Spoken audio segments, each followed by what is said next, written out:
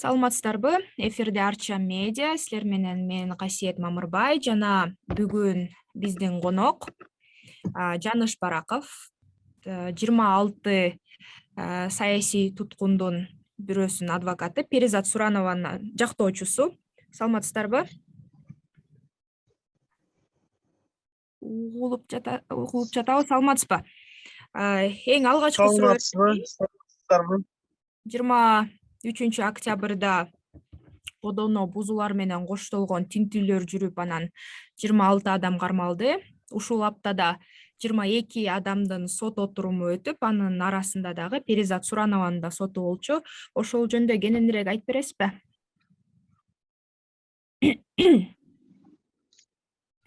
Эми менин атым Жаныш, Бараков Жаныш.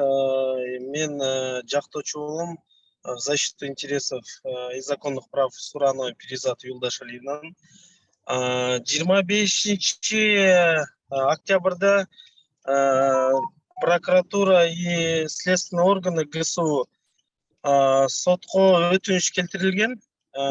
Законность, обоснованность боюнча мыйзамсыздык, законность и обоснованность боюнча следственный судьядан суранган. Бул законно задержание законно өтүнүшүбүздү канааттандырып бергилет. Анан жана бөгөт коюу чарасы боюнча 2 айга 20 декабрга чейин 2 айга бөгөт коюу чарасына СИЗО 1ге заключение под стражу деп суранган өтүнүштө. Ошондуктан ошол процессте следствие тарабынан биз процесс өткөзгөндө мен тергөө судьянын жанында аябай өтө мындай айтканда каталарымды көрсөткөнмүн следовательге. Каталарды айтып суроо берген, эмне үчүн сиздер Перизат Суранованын үйүнө кирип обыск боюнча киргениңиздерди, Перизат Суранованын 9-да алып келгенде возбужденный уголовный жумуш боюнча эмнеге тааныштырган эмессиздер деп биринчи суроо болгон. Ал суроого следователь жооп бере албай койгон. Эмнеге кагаз түрүндө биздин колубуз жок, биз таанышып чыктык, возбужденный уголовное дело менен деген кагаз жок. Кагаз барбы азыркы учурда дегенде следователь жооп бере албай койгон. Анын жайга тергөө судья следователь жайга жооп берип, жактоочу сизге мына мен копиясын берейин деп, анан ошол тергөө судьясынан биз копиясын эле алганбыз. Бул биринчи ката. Экинчи катада постановление о задержании деп коет аны. Постановление о задержании подозреваемого. Ал жакта мындай каталар болгон. 278 статья, часть 1 массовые беспорядки деп коет. Бирок булар Перизат Суранованы задерживают по статье, как 36 статья подготовление к массовым беспорядкам деп немеге алып атат, постановление задерживают, кармап атат. Ошондуктан токтомдо 278 статья, часть 1 жазылып калган. Эмнеге анда 36 статья жок, подготовление, даярдоо жок. Мындай караганда массовый беспорядки менен койгонсуңар деген суроого следователь жооп бере алган жок. Бизде мындай компьютерден биз өзгөртө албайбыз, бизде ошондой толугу менен бир статья коюлат деп. Андай компьютерден өзгөртө албасаңар эмнеге активировать эткиз деп кол коюп койгон эмессиңер деген суроого да жооп бере алган жок. Анын сатыны да мен айтканмын, эрте мен 9-да алып келгенде фактическое задержание деп коет бизде уголовно-процессуальный кодексте. Эмнеге фактическое задержание сиздер ошол кармоо учурунда эле фактическое задержание көрсөтүп атасыздар.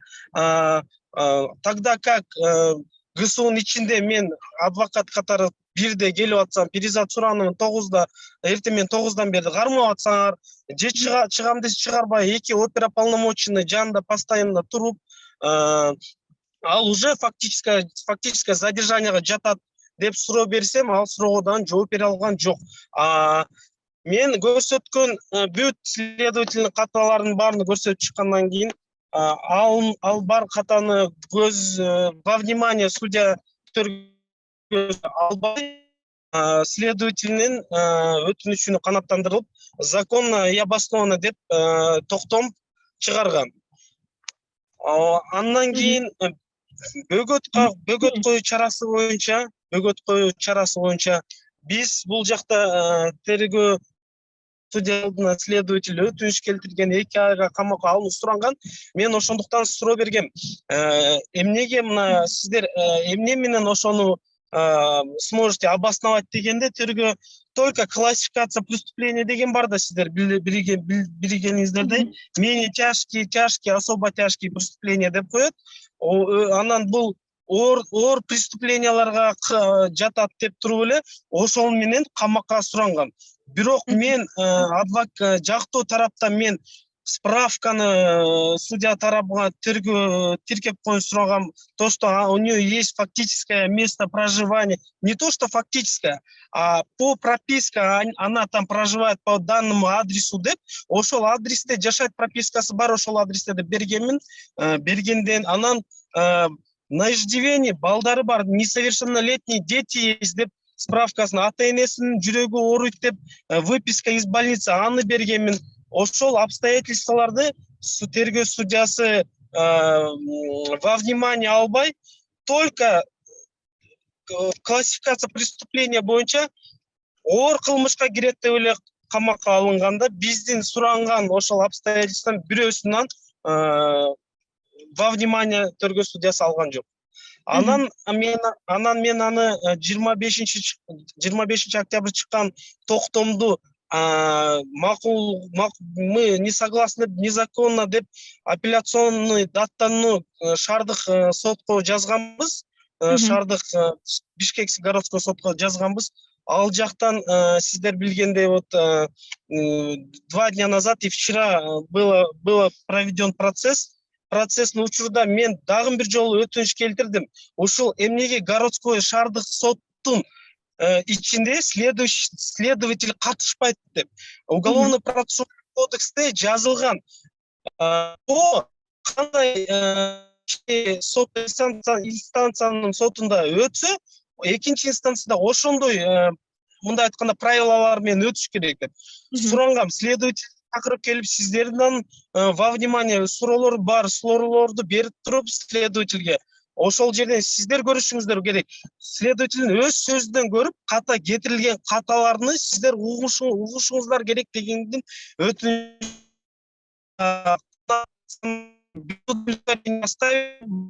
о вызове свидетеля допроса в качестве свидетеля следователя. Ошону менен мен бүт келтирилген жана айтылган сөздөр боюнча, каталарын следователь боюнча айтсам, аларды көзүм во внимание албай, апелляционный коллегия все равно законно деп токтом туура чыккан, мыйзамдуу жана негиздүү деп чыгарып, ошол менен мен апелляционный даттануумду без удовлетворения оставили. Касательно меры пресечения бөгөт коюу чарасы боюнча мен айта кетсем, ошол жерден мен мындай дагы бир жолу коллегияга айттым, судебная коллегия городского суда, аларга да айттым, эмнеге бизде жактоо тараптан мына атасы ооруган справкалар бар, балдары бар, несовершеннолетний, үй жашаган туру бар, бүт обстоятельства бар. От прокуратура тарабынан, тергөө тарабынан только классификация боюнча келип атат. Эмнеге биздин өтүнүштү канаттырбайбыз десем, судьялар аны карабай, мен суранган өтүнүш карабай, мера пресечениясыны, апелляционный жалобамды оставили без удовлетворения. Признали законом. Караганда жок. Жаным мырза, дагы бир суроо, могу айтып кеттиңиз, башында күбө катары чакырган свидетель, андан кийин эле переквалификация болуп, айыпталуучу болуп калды. Бул негизи практиканы көптөн бери колдонот деп уккам. Негизи эмнеге башында күбө болуп чакырылат, андан кийин айып салынат да? Башынан эле айып салынса болбойбу? Ушул жеринен сиз абдан туура айтып атасыз. Мен дагы макул эмесмин ушуга. Биздин законодатель уголовно-процессуальный кодексте ушул биринчи келгенде күбө катары допрос кылып, бул мындай айтканда следовательдердин мындай өздөрү үчүн удобство деп коет да, удобство создает. Күбө катары аны суракка алат, ал суракка алганда ал жактан жоопкерчиликке жалган көрсөтмө берсеңер тартыласыңар деп туруп суроо допрос кылып, ошол менен допрос кылып туруп анан сиз айткандай айыптоо катары тартат анан кийин. Бул туура эмес. Если башыдан бул законодатель туура эмес жазылганда уголовное дело есть. Анан перспективада алдында, если ушул адамдарды айыптоо каталуу действительно фактылар бар деп тартыла турган болгондо, мен ойлойм күбө катары чакырылганда адвокатты бериш керек деп ойлойм. Бирок тилекке каршы бизде уголовно процессуальный кодексте күбө катары чакырганда жазылып турат: адвокатсыз тергөө сурак кыла алат деп. Анан дагы бир суроо, могул мисалы сот отурумдарына мен дагы отурдум, анан бир жактоочунун сөзү мындай болду да, мисалы башында мен айыпталуучумду күбө катары чакыргам, бирок фактически эркиндигинен ажыратылган депчи, башынан эле телефону тартып алынып, анан бир 8 сааттай эч жерге чыгарылган жок, телефон чалганга да мүмкүнчүлүгү болгон жок деп, негизи бул дагы мыйзам бузуу болуп саналат да. Күбө бош жүргөнгө негизи укугу бар да. Ошол жерден мен азыр ошол түшүндүрүп кетейин дегем. Вот на примере азыр биздин Сурана Перизат Юлдашалиевнаны келип 9-да или 10-да примерно алып келип атпайбы ГСУга. Анан анын күбө статус деп коет. Күбө катарында анын укугу бар. Чыкканы, туалетке барганы, мындай айтканда, кааласа мен кетип калам дегени бар. Кетип калса болот. Бирок ошол жактан баштап мен келгичем жанында оперуполномоченныйлар отурган, сотрудниктер отурган. Ошол заматтан баштап фактическое задержание деп коет. Фактическое задержание, кармагын алган уже. Анан күбө катары деп ошол жактан күбө болуп жүргөн, ошол ГСУнун ичинде турган деп эле туура эмес болуп, ошол уже ката болуп саналат да, сиз айтып атканыңызча. Күбө болуп чакырылган адам укугу бар. Кааласа кетип калат, кааласа келет. Кааласа ошол жактан без ограничения болбош керек, кыймыл аракетине. Бирок бул жактан ограничение болуп атпайбы? Анда бул фактическое задержание деп эсептелет. Негизи могу ошол одоно бузуулар менен коштолгон кармалууларды бир нерсе кылып чара көрсө болобу ошол укук коргоо органдарына, ошол атайын кандай десем, эркинден ажыратуу үчүн ошол бир чаралар барбы? Же бул баары Бул чаралар бар. Буну ошол буга чейин айтып кеткендей 25 октябрда Первомайский районный сотто тергөө судьясы ошол биз көрсөткөн фактылар допущены грубейшие ошибки следователя ошолорго во внимание алып туруп сотто чечимге токтонгон ошолордун баарын жазганда, конечно, следовательдин үстүнөн чара көрсө болот эле. Бирок тилекке каршы даже токтомдо буну биз айтып аткан нерселерди бөгөт коюу чарасы боюнча балдары бар, ооруп атат, возраст, обстоятельства, жашаган турган жерлерин даже көрсөтүп жазбай атпайбы ошону. Ошондуктан незаконно необоснованно деп чыгарып бергенде токтомдо чара көрсө болот болчу анда. Анан мен жөн эле жаран катары сурайын. Мисалы, мен угушум боюнча тинтүү жүргөндө, тинтүү учурунда бир күбөлөр болуш керек да, понятые деп койчу эле. Ушул күбөлөр болдубу? Тинтүү жүргүзүп атканда адамдар карап турдубу? Ал бир протоколдорго жазылабы? Сиз туура айтып атасыз. Мурунку закондо да присутствие понятых деп коет. То есть понятойлор ошол жерде болуш керек, чакырыпчы 2-3 адам понятойлор болуш керек. Азыркы закондо законодатель обратно не усматривает. Ал жакта понятойлор жок эле, выемканы өткөзсө болот. Ал жагынан неме кылып видеофиксация менен аудио видео фиксация менен өткөзсө болот. Обязательно аудиофиксация. Ой, видеофиксация. Менин жанагы Бакыт коллегам ал боюнча Facebooktан чыгарып, Автандил Бакыт адвокат сиз көрсөңүз керек, жанагы следователь видеону кармап алып, колуга батарейкасы өчүп калган, телефонго тартып, ошол жерден кармалап атат. Видеофиксация при обыске не должно быть өчүрүлбөш керек. Без перерываться этиш керек да, өчүп, күйүп, өчпөш керек. Киргенден баштап, издөө баштагандан кийин, обыск баштагандан кийин видеофиксация өчүрүлбөш керек. Ошондуктан азыр место понятых видеофиксация болуп калган, видеофиксация менен кириш керек. Бирок ушундагы я хочу отметить, именно со стороны правоохранительных органов в воскресенье, по-моему, если я не ошибаюсь, либо в субботу, по-моему, воскресенье было. Эртең менен адвокаттар бардыгы эл, адвокаттар уктап атканда, эртең менен барып кирип обыстын баарын өткөзүп атат. Мен мына ачык айткым келет, биз деле адамбыз да, биз беззвучно коюп, клиенттер бар, следовательдер чалат түнү, беззвучно коюп 8-9да турабыз.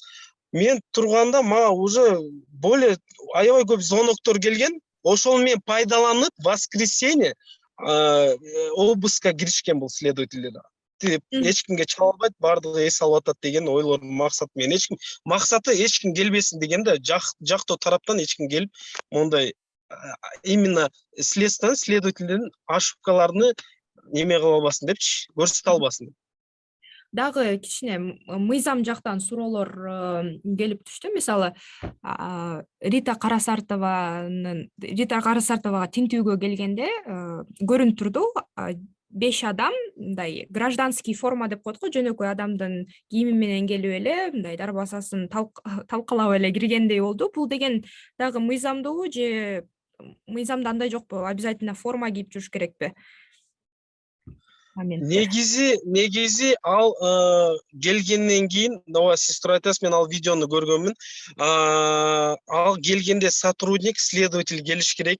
Следователь ачкандан кийин негизи бардыгы формачан келип, токтомду көрсөтүп, удостоверенияны ачып туруп, көрсөтүп, тааныштырып, анан кириш керек. Бирок мен сиздин айтып атканыңызды видеодо көрдүм, действительно. Ал жакта в гражданской форме оперуполномоченныйлар кирген. Мен аны ойлойм, ал жакта тоже незаконно деп. Правоохранительный орган элге келип атканда, гражданам келген, всегда должен быть в официальной форме. Дагы бир майда чүйдө суроолор көп суралып атат. Мисалы, Гүлнара Журабаева, анан ошол эле Рита Карасартова жазып кетти. Мага байланыштуу эмес, менин балама байланыштуу кийимдерди да алып кетти. Мисалы, ноутбуктарды, записывающий, ошо баламдын устройстволорун алып кетти, бирок ал Кызыл Ай коомунда иштечү депчи. Ошол буюмдарды кайра кайтарып алса болобу азыркы учурда, же мындай ошол тергөө бүткөндөн кийин эле алынабы ал? Жок, бул суроого мен мындай жооп берем. Если тиешеси жок болсо, адвокаттан өтүнүш келдирип, жазып, ушул бул кийимдер Рита Карасартовага тиешеси жок. Бул кийимдер мына бул баласыныкы, кызыныкы деп көрсөтсө, правоохранительные органы должны возвратить, бериш керек. Мен Суранова Перизат Юлдашалиевнан кармап келгенде ноутбук, телефондорун алган экен. Анан Перизат Юлдашалиевна айтып калды, флешка салынды. Мен билбейм, ал флешка меники эмес деди. Бирок мен көрдүм. Флешканы салып антивируска текшердик деген моменттер болду да. Анан ошондо мен өтүнүч келтирдим. Адвокат катары жазып туруп өтүнүч келтирдим. Бул буюмдардан телефондорун биз көзүбүзчө текшерип алыңыз, ачып берет, текшергенден кийин өткөзүп, ответ хранение деген, ответственность хранения бериңиздер. Сиздерге керек болсо, экспертизага өткөзөбүз, фоноскопическая экспертиза, техническая экспертиза дегендер өткөзөбүз десеңиздер, биз келип сиздерге беребиз. Биз көзүнчө алып текшериңиздер, кайра бериңиздер дегенде бербей койгон. Ошон үчүн адвокат жазса, ал кийимдердин тиешеси жок болсо, берилиш керек. Ал сөзсүз түрдө. Дагы бир суроо, ошол ушул аптада болуп өткөн бир сот отурумунда жактоочу айтты да, Кемпир Абад кылмышы боюнча 37 тергөөчү мындай катталыптыр. Анан уже 20 күн өттү. Ал жакта отурганына 20 күндө бир дагы тергөө иш чарасы өткөрүлгөн жок деп. Буну негизи кандай баалайсыз? Мен ойлойм, менин жеке оюм, мен ойлойм, бул механизм, биз бөгөт коюу чарасында, мен постоянно об этом айтамын, бул деген механизм давления, подавления. Бул жакта мына тергөө ушунчалык бизге биздин тергөөгө жанагындай мешать этет десе, баягындай келип, анда эмнеге ошол камагандан кийин батыраак тергөөнү бүтүрбөйт? Эмнеге экспертизаларга жөнөтпөйт? Эмнеге допросторго чакырбайт? Камадагандан кийин бир дагы следственный мероприятияга в ГСУга чакырылган жокпуз, чакырган жок. Ошондуктан мен ойлоп атам, тергөөдөн только бул бөгөт коюу чарасы, бул механизм давления и подавления. Ошол эле.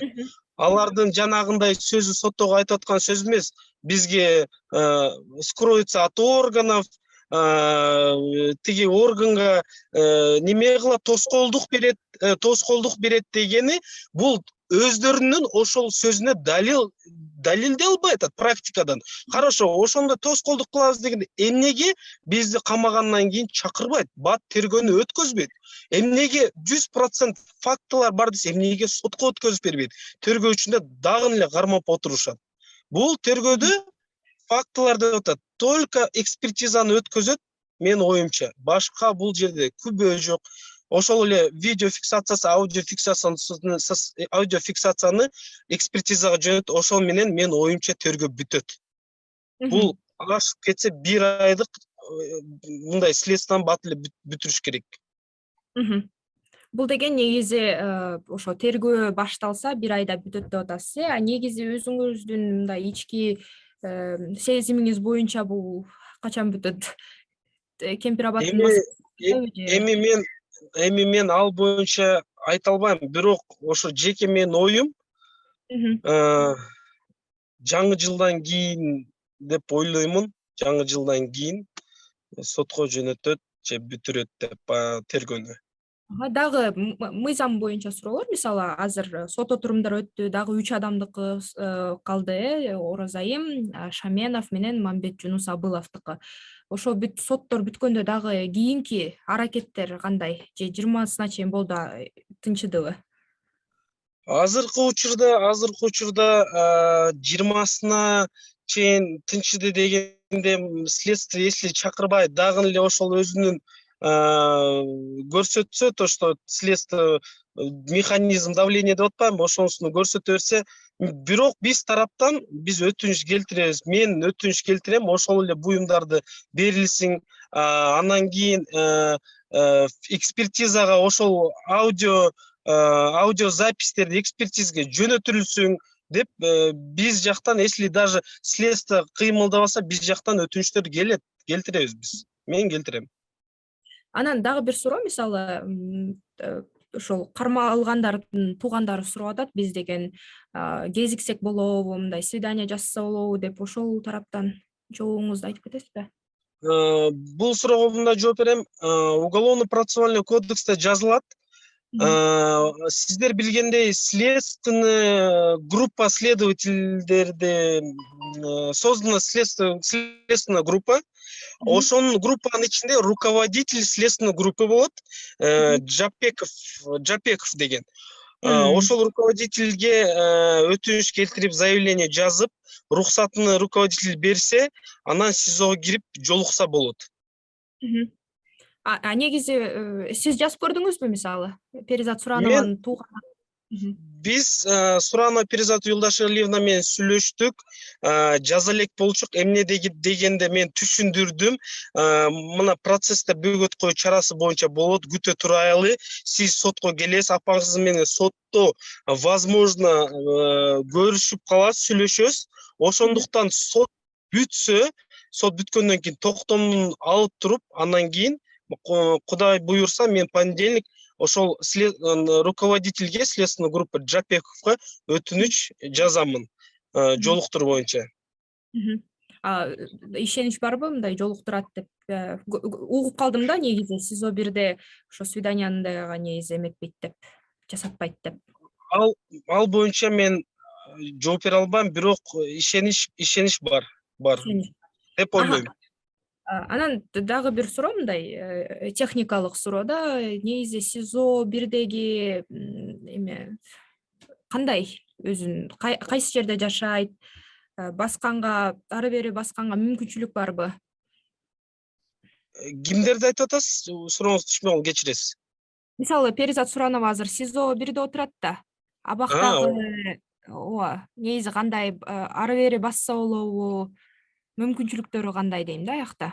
Условия СИЗОдо эми мындай да, сиздер билгендей камерада болот алар 7 адамдан 16 адамга чейин, смотря кайсы камерага киргизет. Перизат Сурано Перизат Юлдашалиевнанын камерасында 7-8 адам. Анан бир күндө по өзү суранганда бир күндө 40 мүнөткө чейин прогулка деп коет, прогулкага чыгарат. 40 мүнөткө эле чыгат турбайбы ошондо?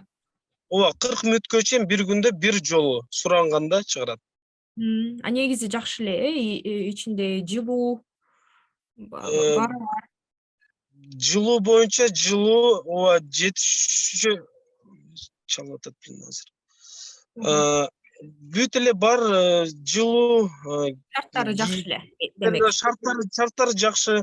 Ата-энеси тамак ашыны, передачалар бергенде бүт толугу менен киргизип берилип жатат. Ал боюнча мен ошондо жооп бере алам. Жакшы эле. Анда биз акырындан аяктай берели. Мен сизге аякы суроом бар. Мисалы, бул Кемпирабад боюнча 20дан ашык адам камалып атат, ошондо сиз башка айыпталуучулардын жактоочулары менен мындай биргелешкен иш алып барып атасызбы, же ар бирөөсү ар башкабы? Бир стратегия барбы? Эми бул жакта мындай да, бизде эми биз өзүбүздүн адвокаттардын группасы бар, определенный өзүбүздүн мындай сүйлөшкөн, катташкан деп коебу, ошондо катташкан адвокаттардын группасы бар. 6-7 адвокаттан. Бирок ал сиз айтып аткандай 26 адам, 20дан ашык адам камалып атат. Ал боюнча менде биз мындай каттоошо жок. 6-7 адвокат менен сүйлөшүп турабыз. Биздин правовая тактика, защита позиция бар, сүйлөшүп атабыз. Бүт следовательдердин кыймыл аракетин жазып, экспертизалар боюнча если заключение чыкса, алардыкын обжаловать этип, өзүбүздүн тактикабыз бар. Биз сүйлөшүп атабыз адвокаттар менен. Определенный лица адвокат.